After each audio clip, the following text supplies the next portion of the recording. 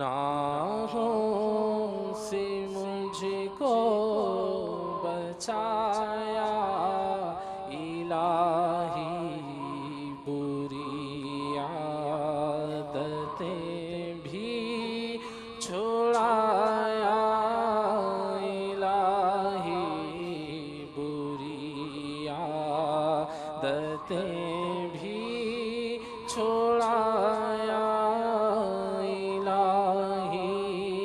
سکندر اعظم ساری دنیا فتح کرنے کے لیے نکلا تھا، یہاں تک کہ وہ پھرتے پھراتے ایک ملک میں پہنچا، وہاں ایک خاتون کا راج تھا، وہ بڑی چالاک تھی، اس نے پہلے ہی جاسوس بھیج کر اس کا حلیہ معلوم کر لیا تھا۔ چنانچہ جب سکندر اس کے شہر میں بھیس بدل کر معلومات کے لیے داخل ہوا اکیلا، کیونکہ دلیر بہت تھا، تو وہ جو رانی تھی اس نے پہچان لیا اور اس کو سپاہیوں کے ذریعے گرفتار کروا لیا اور اس کو قید میں ڈال دیا۔ 3 دن بھوکا پیاسا رکھنے کے بعد اس کے آگے اس نے ہیرے اور جواہرات کا تھال رکھ دیا اور اس سے کہا کہ اس کو کھاؤ۔ وہ کہنے لگا کہ میرا مذاق کیوں اڑاتی ہے، مجھے کھانا چاہیے، مجھے پانی چاہیے، 3 دن سے بھوک پیاس ہے، میں مر رہا ہوں۔ اس نے کہا نہیں، اس کو کھاؤ، بھیا نہیں کھائے گا۔ تو پھر اس ملکہ نے اس کو نصیحت کی کہ تو جس دنیا کے لیے، جس دولت کے لیے خون کر رہا ہے اور تو نے ظلم و ستم کا بازار گرم کر رکھا ہے اور قتل و غارت گری کیے جا رہا ہے، یہی تو تیری دنیا ہے، کھانا اسے۔ تو اسی دولت کے لیے، اسی مال کے لیے، اسی ہیرے جواہرات کے لیے تو لوگوں کا خون بہا رہا، اب کس کو کھاتا نہیں۔ سکندر کو نصیحت ہوئی کہ واقعی اب یہ ہیرے جواہرات کی جگہ تو میرے لیے سوکھی روٹی اور پانی زیادہ قیمتی ہے، کہ یہ تو کھائے نہیں جاتا۔ بہرحال اس ملکہ نے اس کو نصیحت کر کے رخصت کر دیا اور وہ بھی مطلب اپنا لشکر اٹھا کر چل دیا۔ لیکن آخر کار سکندر بھی موت کے ہاتھوں چاروں خانے چت ہو گیا۔ تو اجل نے نہ کسرا ہی چھوڑا نہ دارا، اسی سے سکندر سا فاتح بھی ہارا، ہر ایک لے کے کیا کیا حسرت سی دھارا، پڑا رہ گیا سب یوں ہی ٹھاٹ سارا، جگہ جی لگانے کی دنیا نہیں ہے، یہ عبرت کی جا ہے تماشا نہیں ہے، یہی تجھ کو دھن ہے رہوں سب سے بالا، ہو زینت نرالی ہو فیشن نرالا، جیا کرتا ہے کیا یوں ہی مرنے والا، تجھے حسن ظاہر نے دھوکے میں ڈالا، جگہ جی لگانے کی دنیا نہیں ہے، یہ عبرت کی جا ہے تماشا نہیں ہے۔ اے میرے پیارے پیارے اسلامی بھائیوں، ذرا غور تو کیجئے، اگر کسی کو کال کوٹڑی میں بند کر دیا گیا ہو اور اس کے لیے بلیک وارنٹ آ گیا ہو کہ اب فلاں دن، چلیے 6 مہینے کے بعد فلاں تاریخ کو آپ کو پھانسی دے دی جائے گی، تو کیا اس کو زینت سوجھے گی؟ کیا وہ فیشن کرے گا؟ کیا وہ مسخری کرے گا؟ کیا وہ اچھل کود منائے گا، خوشیاں کرے گا؟ وہ کیا کرے گا؟ 6 مہینے کی تاریخ آتے آئے گی، پھانسی تو لگتے لگے گی، اس سے پہلے روز وہ ان تو آئے گی نہیں، جب آنکھ لگے گی تو خواب میں پھانسی لگے گی، اور ہو سکتا ہے کہ وہ کسی وجہ سے چھوٹ بھی جائے، یہ بھی ہوتا ہے، بری بھی ہو جاتے ہیں۔ لیکن پھر بھی جس کو یہ یقین ہو جائے، جس کو یہ کہہ دیا جائے کہ 6 ماہ کے بعد تجھے پھانسی دے دی جائے گی، ابھی سے اس کا چین اڑ جائے۔ تو اے میرے اسلامی بھائیوں، 6 ماہ تو بڑی بات ہے، ہمیں تو 6 دن کی بھی گارنٹی نہیں، واللہ 6 گھنٹے کا بھی کوئی یقین نہیں۔ یہ ملتان شریف میں 22، 23، 24 جمادی الاولیٰ 1416 سنہ ہجری 3 روزہ سنت و برا بین الاقوامی اجتماع ہوا، تو ایک صاحب مجھے مدینۃ الاولیاء ملتان میں ملے، بڑے افسردہ تھے۔ انہوں نے بتایا کہ میرے والد صاحب جمعے کو آخری نشست میں آئے، آخری نشست میں جمعے کو آئے، دعا میں بھی شرکت کی، اور وہ غوث پاک کے مرید بھی بن گئے۔ صبح ہوئی، رات گزری، صبح ہوئی،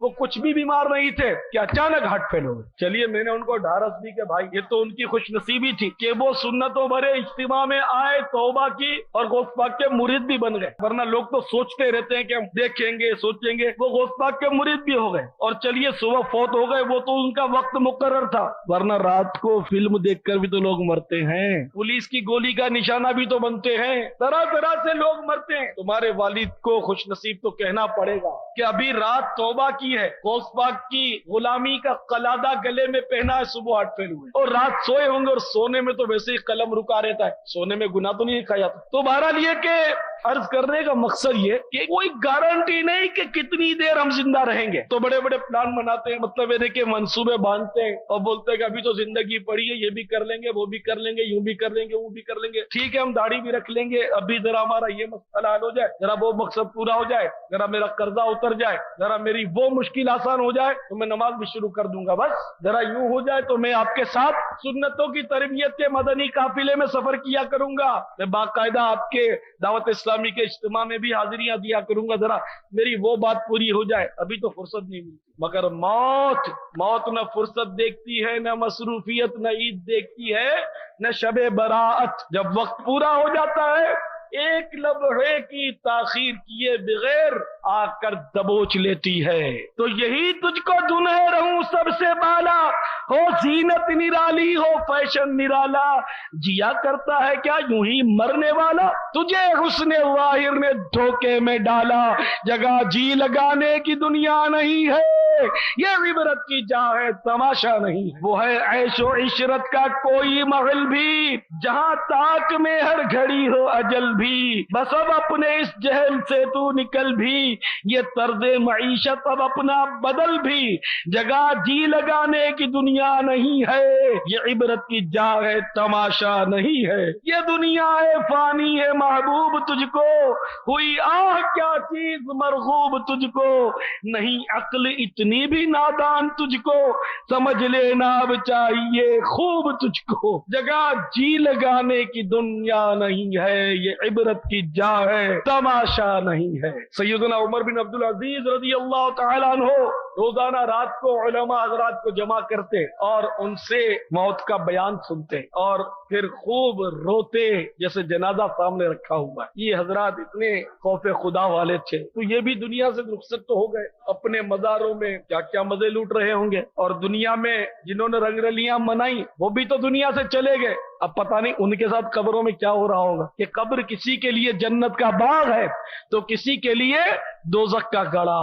हजरत हसन बसरी रज़ी अल्लाह तआला अन्हु की हालत ये होती थी कि हमेशा सहमे रहते थे, ऐसे खौफजदा रहते थे कि जैसे कि इनके लिए फांसी का हुक्म आ चुका, ब्लैक वारंट जारी हो चुका है, इस तरह सहमे रहते थे। और दूसरों का हंसना तक उनको नागवार गुजरता था। चुनाचे मनकूल है कि एक नौजवान को हंसता हुआ देखा तो फरमाने लगे, ऐ नौजवान, क्या तूने पुल सिरात अबूर कर लिया है? पुल सिरात बाल से बारीक तलवार की धार से तेज जहन्नम पे बना हुआ है, लोग कट कट के गिर रहे होंगे, आंकड़े भी होंगे, वो भी खींच खींच कर जहन्नम में फेंक रहे होंगे। क्या तूने पुल सिरात अबूर कर लिया?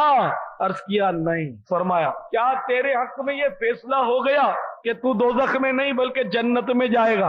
अर्ज किया नहीं। तो फरमाया, फिर तेरा ये हंसना कैसा है, यानी तुझे ऐसी कौन सी खुशी हासिल हो गई जिस पर तुझे हंसी आ रही है? कहा जाता है कि उस नौजवान पर उस बात का इतना असर हुआ कि इसके बाद उसे कभी किसी ने हंसता ना देखा। अभी अल्लाह वालों की जबानों की तासीर होती थी कि जो बात दिल से निकलती है असर रखती है, पर नहीं ताकत परवाज मगर रखती है। और हम लोगों को चूंकि अमल से अलाका नहीं, हम लोग सिर्फ गुफ्तार के गाजी हैं। वो हजरात जो होते थे वो यकीनन किरदार के गाजी होते थे, इसलिए उनके बयान में बड़ी तासीर और असर होता था। हमारी हालत तो किसी ने यूं बयान की, वाइज़े कौम की वो पुख्ता ख्याली न रही, बरक़े तबई न रही, शोला मकाली न रही, रह गई रस्म अदा रूह बिलाली न रही, फलसफा रह गया तलकीन गजाली न रही, मस्जिदे मरसिया खाहे के नमाजी न रहे, यानी वो साहिबे औसाफे हिजाजी न रहे। तो किसी ने इस तरह, इकबाल ने इस तरह मतलब यानी कि अपने जज्बात का इजहार किया कि वाकई मुसलमान जो है अब इस कदर अमल से बेगाना हो गया, और बयान करने वाला भी अब सिर्फ इस हद तक के अपने फन्ने खिताबत के जौहर दिखाता है। अपनी वाहवाह करवाने की बड़ी आरज़ू होती है, बड़ा जी चाहता है कि लोग कहें कि क्या खूब बयान किया, बड़ी शीरीं आवाज है, सुभान अल्लाह, क्या शोला बयानी है। लेकिन अफसोस कि हमारे अंदर अब दिल के जज्बात नहीं रहे, सिर्फ रस्मी बयान रह गए। तो हमारे जो अहलुल्लाह होते थे